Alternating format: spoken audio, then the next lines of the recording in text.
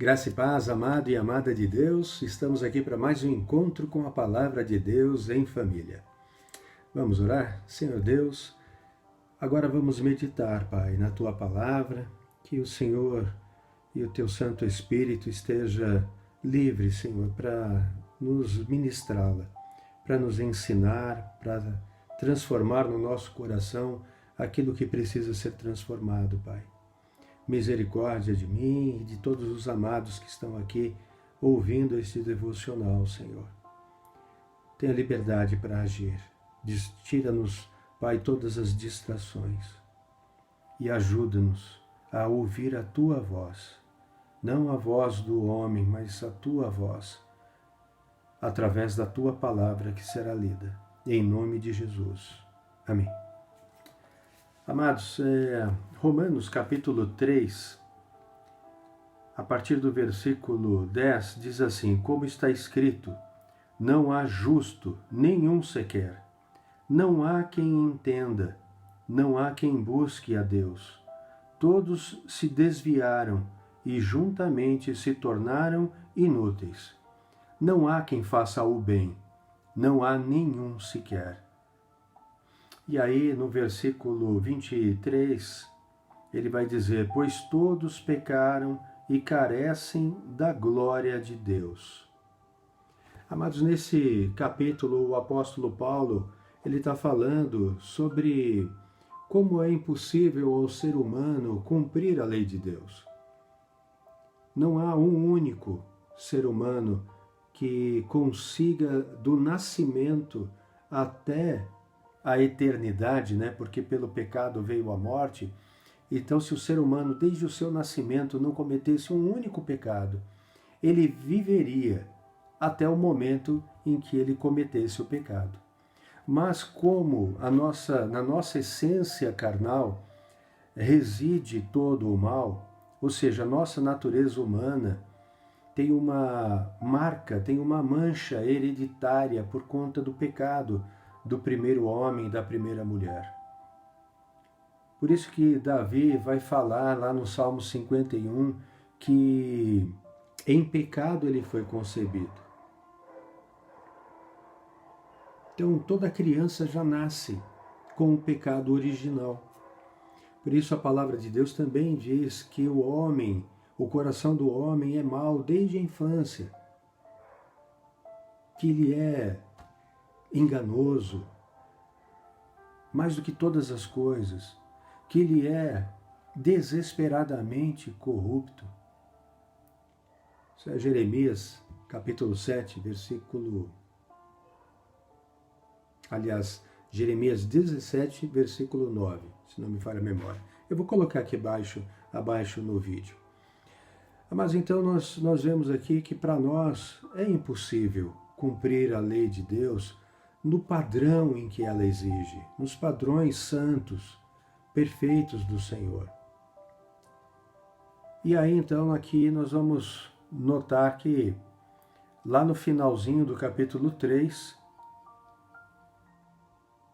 no verso 31, o apóstolo Paulo vai dizer assim, né, Romanos 3, 31, anulamos então a lei por meio da fé? De modo nenhum, pelo contrário, confirmamos a lei. Mas por que o apóstolo Paulo está dizendo isso, né? Porque ele estava falando justamente que pela lei era impossível ao ser humano ter ou herdar o reino de Deus, ter a salvação, porque ninguém era capaz de cumpri-la. Óbvio, a lei não veio, isso está tudo escrito ali, depois vocês podem ler o capítulo todo, a lei não veio para salvar. Ao contrário, a lei veio para nos mostrar o quão pecadores nós somos e o quanto nós necessitamos da glória de Deus, o quanto nós necessitamos da graça de Deus sobre a nossa vida. Necessitamos do seu perdão, necessitamos da sua obra redentora realizada em Cristo Jesus na cruz do Calvário, quando ele pagou pelos meus e pelos teus pecados naquela cruz. Então nós fomos justificados, né? Ficamos justos pela obra de Cristo, porque não existe remissão de pecados sem derramamento de sangue, conforme diz as Escrituras. Antigamente, antes de Cristo, era feita através do sacrifício de animais. Mas todo ano era preciso sacrificar animais, porque as pessoas continuavam pecando diariamente.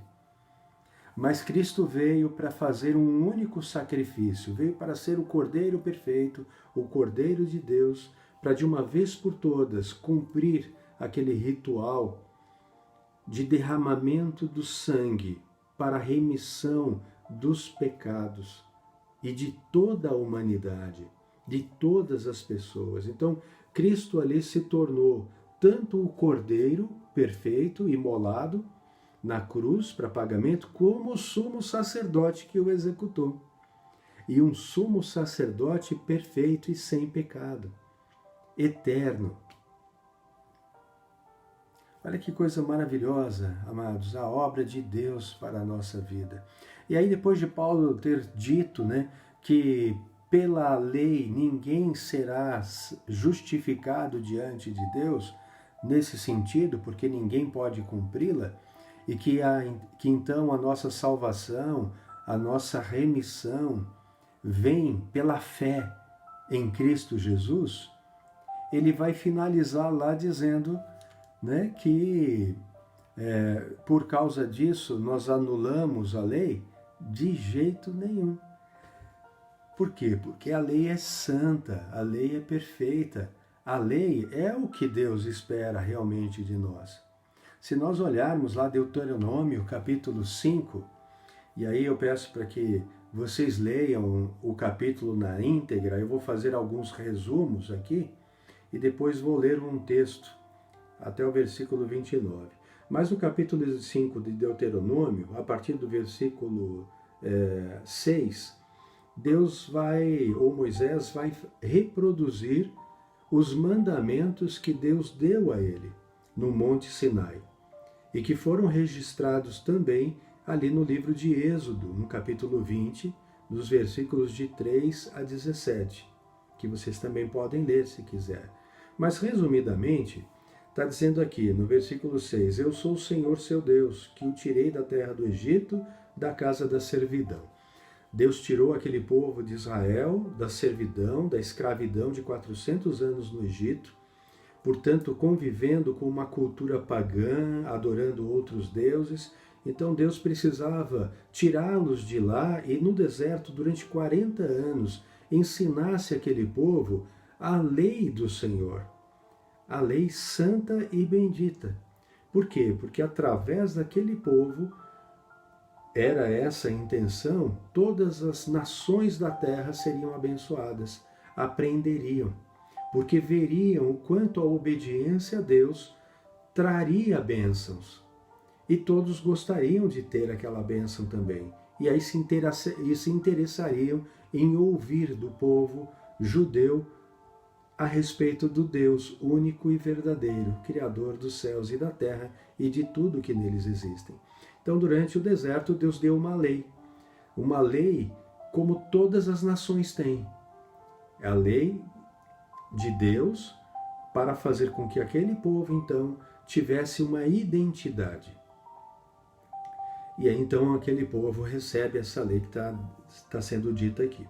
Deus também fez outras coisas, fez com que aquele povo aprendesse a depender dele. Por isso, no deserto, porque o deserto não tem nada, não tem recurso, não tem água, não tem comida.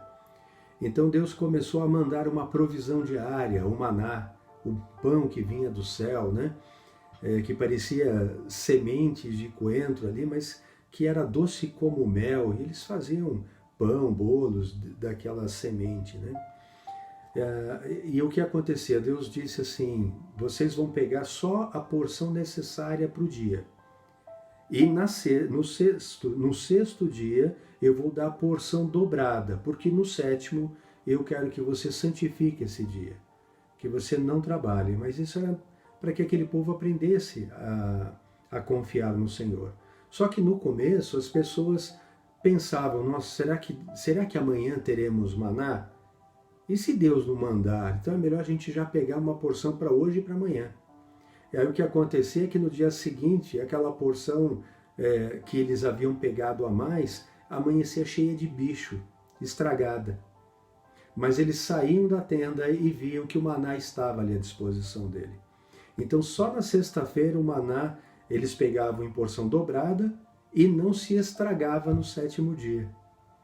Então isso para que o povo aprendesse a depender de Deus. Isso é incrível, né? Maravilhoso a didática de Deus para criar um povo que confiasse nele. Bom, mas a respeito da lei, ele vai dizer aqui no versículo 7, eu vou só resumir, né? Não tenha outros deuses além de mim. Ou seja, não confie em ninguém mais, apenas em mim. No verso 8, até o verso 10, resumidamente não faça nenhuma imagem de nada que eu criei. Nada que exista no céu, na terra ou debaixo da terra. Não faça nenhuma imagem para adorá-la ou para prestar culto a ela, porque eu sou o Senhor. Então veja, Deus não pode ser comparado a nenhuma das coisas que Ele mesmo criou. Nem mesmo nós, seres humanos. Nenhum ser humano pode ser adorado no lugar de Deus. Deus é invisível. Ele veio na plenitude dos tempos, tomou a forma humana, mas ele não anulou a lei. Jesus Cristo, no capítulo 5 de Mateus, ele vai dizer, eu não vim para mudar a lei, eu vim para cumpri-la. E ele até deu um entendimento muito mais profundo. Vale a pena ler o capítulo 5 do Evangelho de Mateus, que é o primeiro capítulo que trata do primeiro sermão público de Jesus. Ali ele fala de muitas coisas muito edificantes para nós. Nos ensina a orar, nos ensina como dar esmola, como jejuar, o que ele espera de nós, como nós sermos abençoados, né, bem-aventurados. Então tem muita coisa importante. E principalmente o cuidado que nós devemos ter do nosso coração. Em vez de nos preocupar apenas com o comportamento externo na presença dos outros, transformar o nosso coração. Por quê? Porque se o nosso coração for transformado segundo a vontade de Deus, é do nosso coração que vai produzir as nossas atitudes, as nossas palavras. Né? Tanto que nós vamos ver lá em Provérbios, se não me engano, no capítulo 4, versículo 22 ou 23, se não me engano, mas se não for eu corrijo, ponho aqui abaixo, que Salomão vai dizer assim, em relação ao coração. Né? Já estava divagando aqui, né? Assim, de tudo que se deve guardar, guarde bem o seu coração, porque dele procedem as fontes da vida. Ou seja, todas as fontes, todas as portas para a vida procedem do nosso coração. Então, se o nosso coração estiver limpo, estiver desejoso de seguir a vontade de Deus, que já já a gente vai entender que vontade é essa, não é vontade de um Deus autoritário, que quer por orgulho ou soberba que nós obedeçamos a Ele para ser salvos, e se a gente não obedecer, estamos condenados. Nós vamos ver que a coisa não é bem assim. Mas nós precisamos guardar o coração, amados.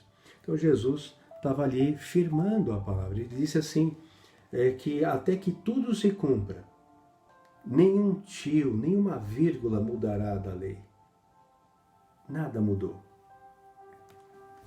Amados, então voltando para cá, né?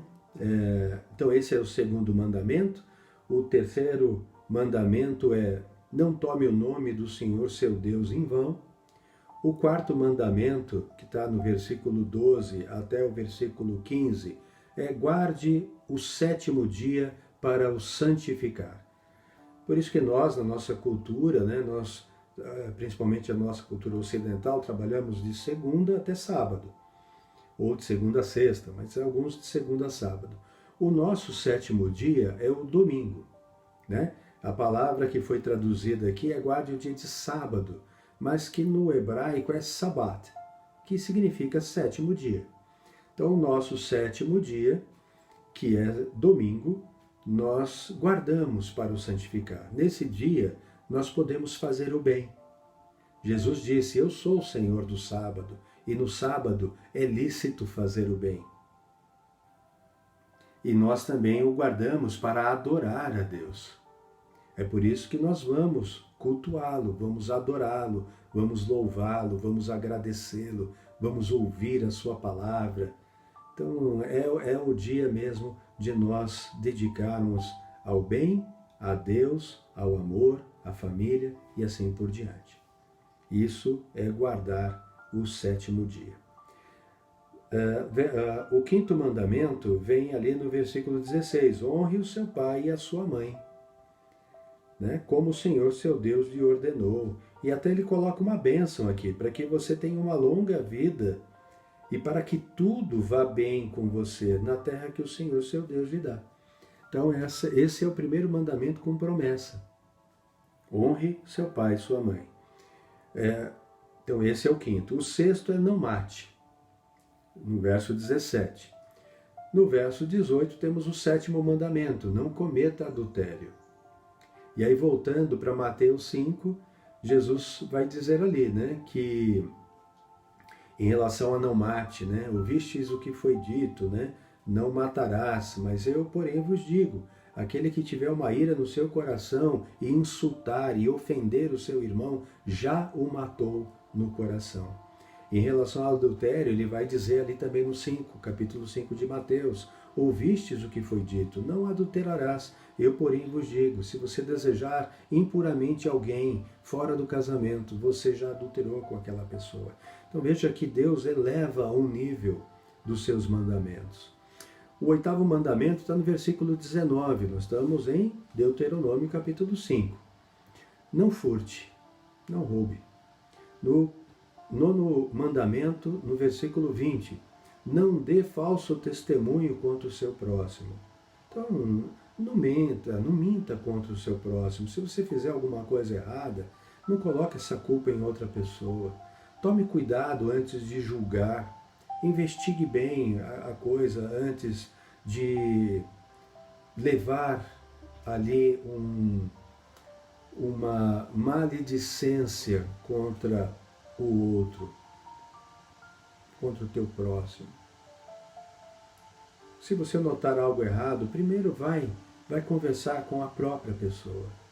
Pergunte se de fato ela fez aquilo ou não. Tome bastante cuidado antes de levantar um testemunho que não seja verdadeiro contra a pessoa. Por isso que a gente deve guardar a língua, né? Não fazer fofocas e nada disso, porque tudo isso ofende ao Senhor, fere os seus mandamentos. No verso 21 nós temos o 10º mandamento, que é não cobiçar a mulher do seu próximo, não desejar a casa dele, nem o seu campo, nem o seu servo, nem a sua serva, nem coisa alguma que pertença ao seu próximo. Então não tenha inveja, não cobice, não deseje de uma forma exacerbada nada do que pertença ao teu próximo, né? De forma impura. Então esse é o 10º mandamento. Então nós vemos aqui que todos esses mandamentos, amados, os 4 primeiros, têm a ver com amor a Deus. É como eu devo tratar o Pai.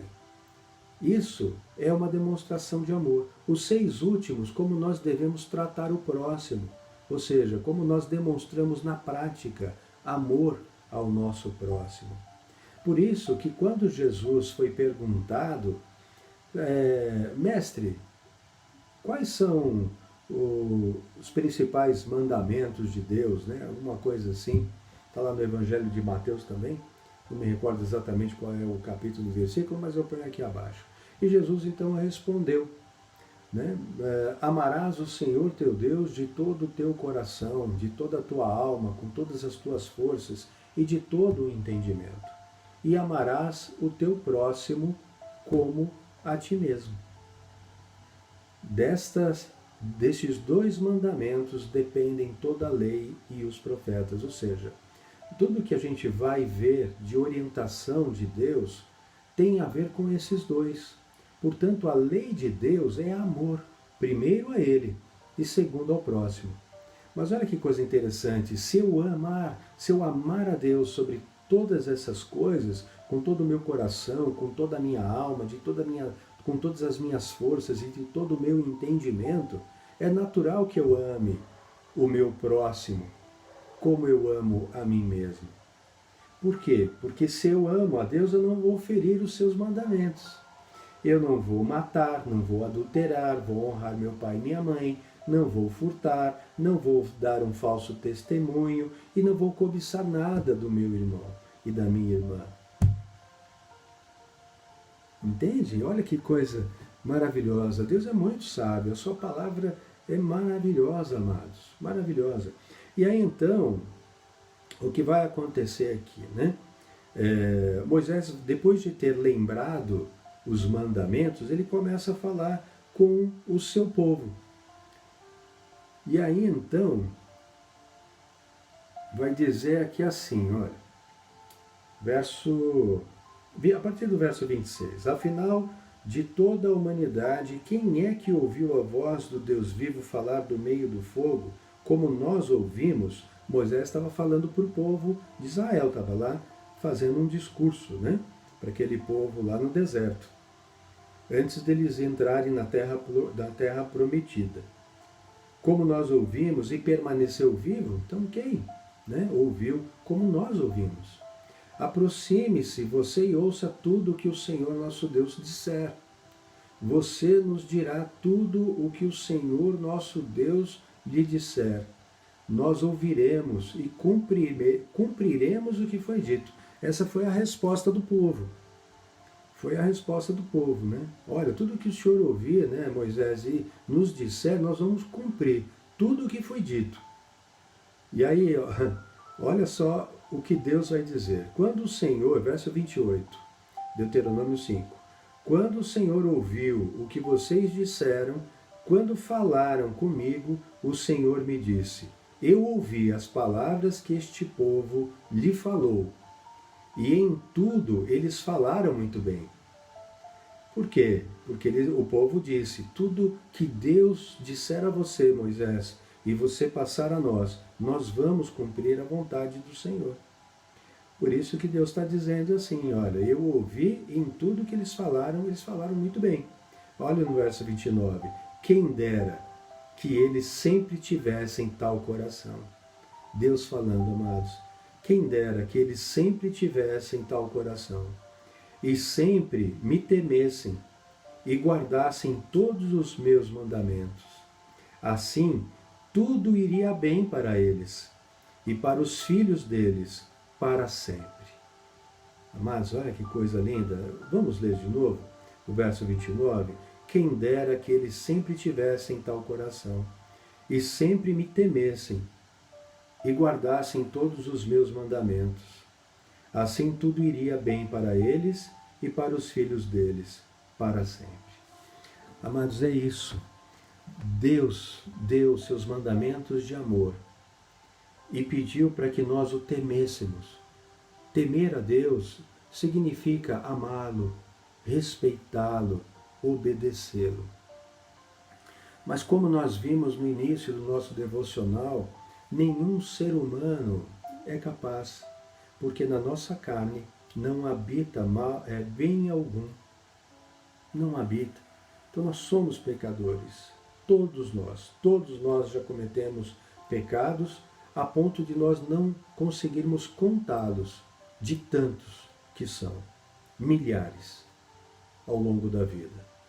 Por isso, necessitamos da sua graça, necessitamos da obra de Cristo, precisamos aceitá-lo como nosso Senhor, porque nós não somos capazes de cumprir a lei. E se não conseguimos cumprir a lei, estamos mortos na nossa essência humana. Então a nossa natureza humana está morta no pecado. Então Deus nos deu poder para nos tornarmos filhos dele, agora já não mais nascidos da carne e do sangue, essa essência humana, mas da vontade de Deus. E recebemos então agora a nossa segunda natureza. Essa pode herdar o reino de Deus. E isso vem a partir da fé em Jesus Cristo. Porque isso é um poder, e nós somos revestidos de poder. E esse poder vai fazer com que nós, ao nos apropriarmos dele, possamos dar testemunho de que somos filhos de Deus. Por quê? Porque ao aceitar Jesus como Senhor, ele passa a reinar na nossa vida. E as pessoas começam a notar transformação em nós. E essa é uma transformação que é visível e faz com que as pessoas comecem a admirar o que a gente faz. Nossa, o que aconteceu com você? E esse testemunho de vida que faz as pessoas ficarem curiosas nos abre a porta para anunciar o Evangelho. É para isso que o poder veio sobre nós. Atos capítulo 1, versículo 8. E do alto vocês receberão poder e serão minhas testemunhas em Jerusalém, toda a Judéia, Samaria e até os confins da terra. Então receberão poder para ser testemunha. Mas não só para isso, receberão poder também para resistir ao pecado. Receberão poder para me amar, para conhecer a minha palavra. O Espírito Santo virá e vos ensinará todas as coisas e vos fará lembrar de tudo quanto eu vos ensinei, vos ordenei. Então veja que é um poder que faz com que nós possamos resistir agora às tentações e ao pecado. Vamos escorregar de vez em quando? Claro que sim. Enquanto nós estivermos neste mundo, neste tabernáculo, é assim que Paulo se refere ao seu corpo, né? Que principalmente quando ele estava para morrer, né? Para ir ao céu, né? Então assim, em breve eu deixarei esse tabernáculo e habitarei num tabernáculo não feito por mãos humanas, né? Assim como Cristo. Cristo tem um corpo que é um tabernáculo, né? Que justamente é representado pelo tabernáculo que foi dado a Moisés, né? Então tudo o que acontecia no Antigo Testamento era uma sombra para dar sentido à obra de Jesus Cristo. O Antigo Testamento ele não foi anulado. Ele não está caduco, ao contrário, ele foi usado poderosamente pelos apóstolos, por Pedro, por João e principalmente por Paulo, para anunciar Jesus Cristo, para provar que Jesus Cristo era o Messias, o ungido de Deus aguardado, o Filho de Deus. Era o cumprimento de todas as profecias do Antigo Testamento. Então, o Antigo Testamento é muito importante na pregação do Evangelho, porque ele dá sentido à obra redentora de Jesus Cristo. É uma construção, né? A gente vai vendo Deus trabalhando com o ser humano, trabalhando a santificação dele, até o ponto da glorificação. E aí, então, quando nós formos arrebatados na volta de Cristo, ou se já estivermos dormindo, seremos ressuscitados pelo mesmo Espírito que ressuscitou Jesus Cristo. É por isso que o apóstolo Paulo vai falar lá na carta aos Romanos, no capítulo 10, versículos de 9 a 10, que se com a tua boca confessares Jesus como Senhor e em teu coração creres que Deus o ressuscitou dentre os mortos, então você será salvo. Porque com o coração se crê para a justiça e com a boca se confessa para a salvação. Entende? Vocês vão ver que é por isso que no Novo Testamento, né, vocês vão ver que não existe batismo de criança. A criança não tem pecado, a criança não tem entendimento, a criança não tem do que se arrepender. A criança não tem como aceitar Jesus como Senhor. E então por isso é que a criança ela é simplesmente apresentada a Deus, consagrada ao Senhor. Como foi com Jesus, né? Maria e o seu pai adotivo, José, levaram Jesus ao templo para apresentá-lo. E aí então tinham dois profetas ali, um homem e uma mulher, né, que profetizam sobre a vida de Jesus Cristo, né? E aí Simeão, se não me engano, era o profeta. E ele já era bem velho, já estava cego, mas ele pegou Jesus no colo e disse: a salvação de Israel agora chegou, né? E obrigado, Senhor, por ter me permitido ver, sentir, né? Saber, reter essa revelação de que o Cristo estava no mundo e que agora ele estava pronto para ser recolhido. Ele só queria viver para ver aquilo. Tremendo, né, amados? Então Jesus foi apresentado. Mas aí então, quando as pessoas têm discernimento da palavra de Deus, entende os seus caminhos errados, se arrepende desses caminhos, e o arrependimento produz então uma mudança, né? Que isso é conversão, né? E agora, Senhor, agora eu entendo a tua palavra, agora eu entendo que a salvação vem por Cristo e eu quero que o Senhor seja o meu Senhor e o meu Salvador. Então entenda, não sou mais eu que quero reinar na minha vida, mas eu quero que o Senhor reine na minha vida. Eu quero fazer a tua vontade e não a minha vontade. Então, neste momento é que eu sou batizado. O batismo não salva ninguém. O batismo apenas vai reforçar ali, vai mostrar publicamente que eu aceitei Jesus, né? Por isso que Paulo dá o sentido do batismo. Ele vai dizer lá, né, que nós fomos sepultados à semelhança de Cristo pelo batismo.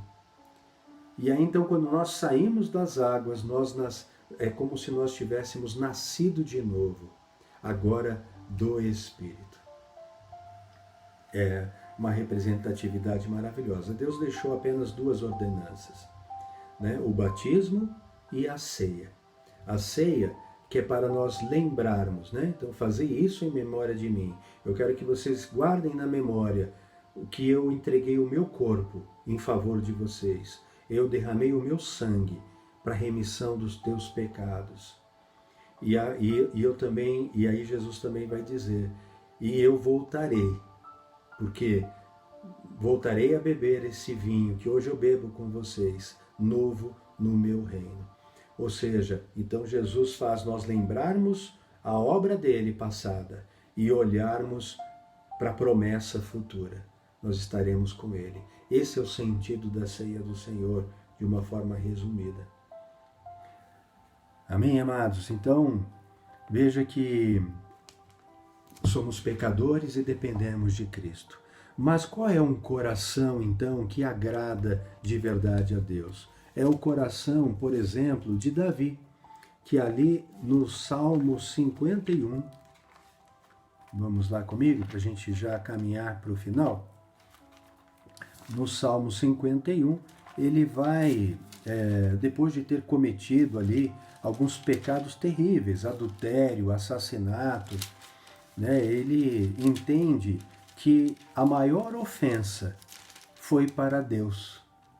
Foi para Deus. Né? Ele estava, óbvio, arrependido de ter feito mal ao general do seu exército, Urias. Urias era um general fiel a ele.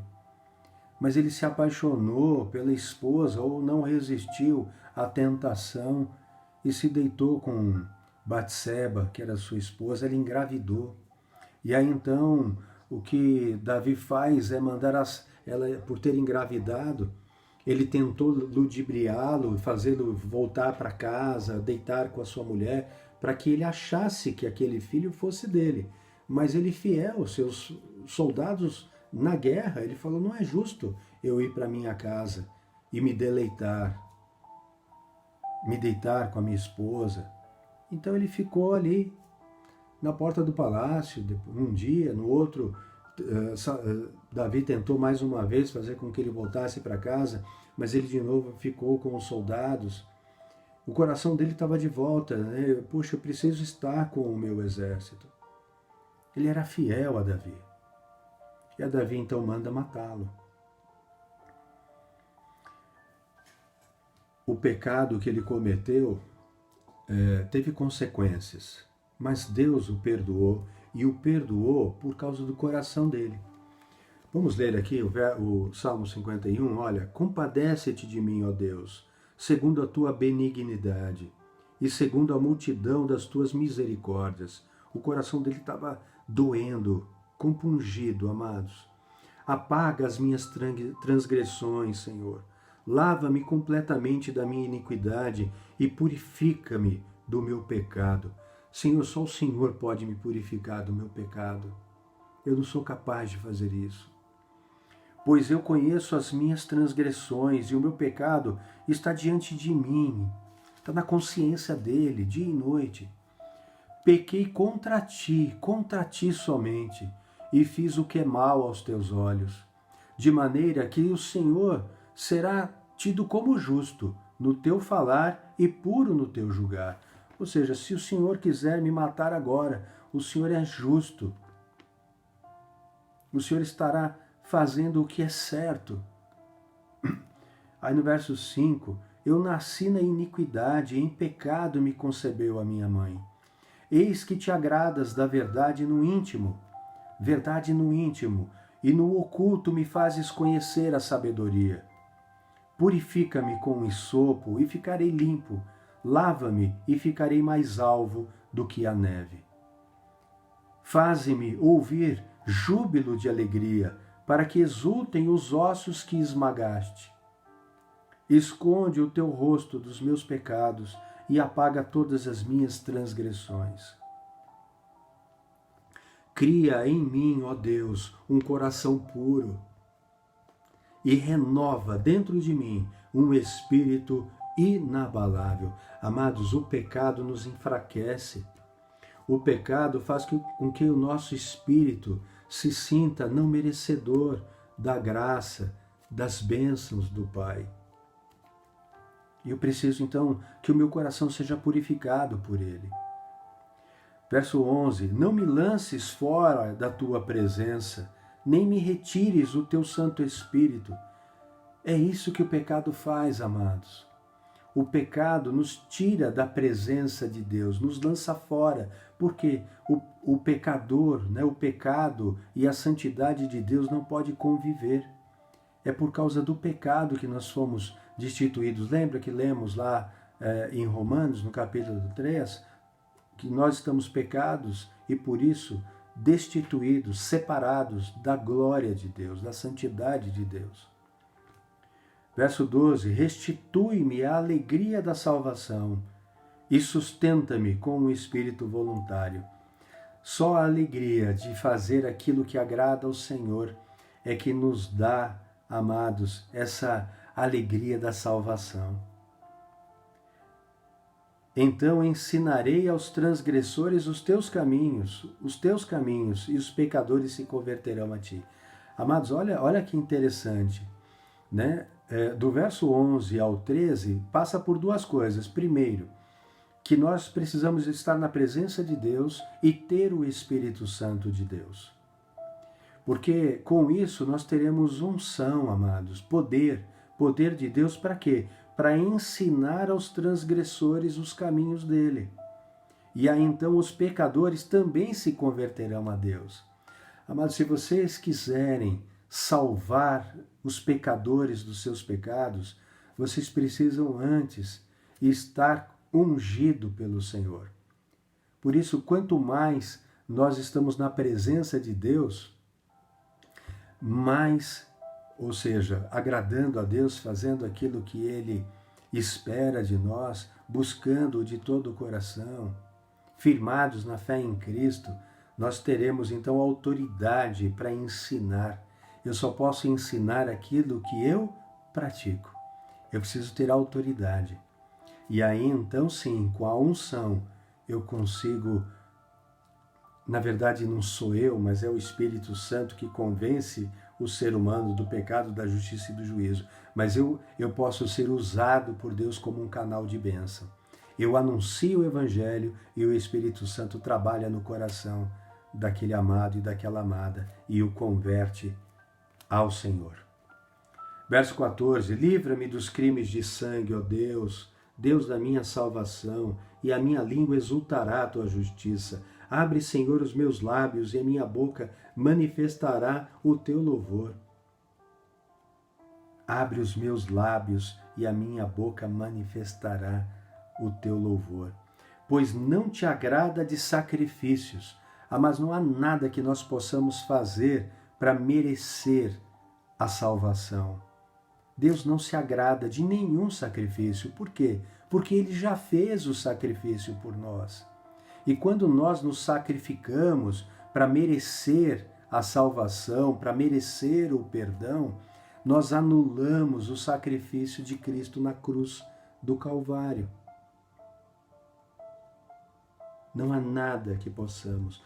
Então, verso 16 de novo: pois não te agrada de sacrifícios, do contrário, eu os ofereceria. Deus não quer o sacrifício, Deus quer a obediência.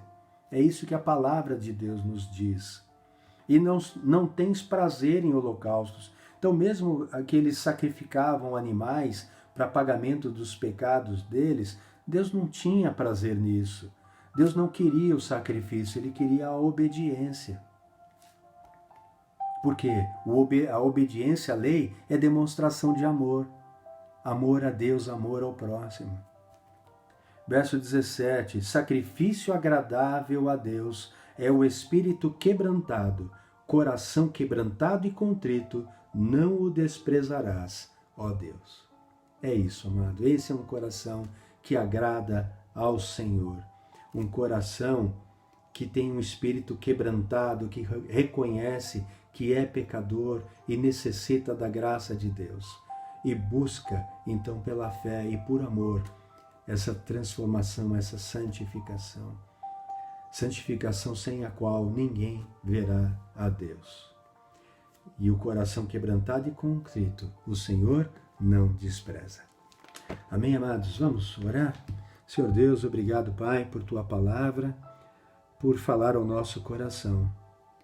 Senhor, perdoa os nossos pecados. Pai, revela no nosso coração o Teu amado Filho. Pai, que nós possamos permitir, Senhor, que o Senhor reine através da nossa vida. Seja feita a Tua vontade na nossa vida, aqui na terra, como ela é feita nos céus, por todos os Teus santos anjos, ó Pai. Em nome do Senhor Jesus. Amém. Uma semana de bênçãos na graça e na presença do nosso amado Senhor e Salvador Jesus Cristo. Amém.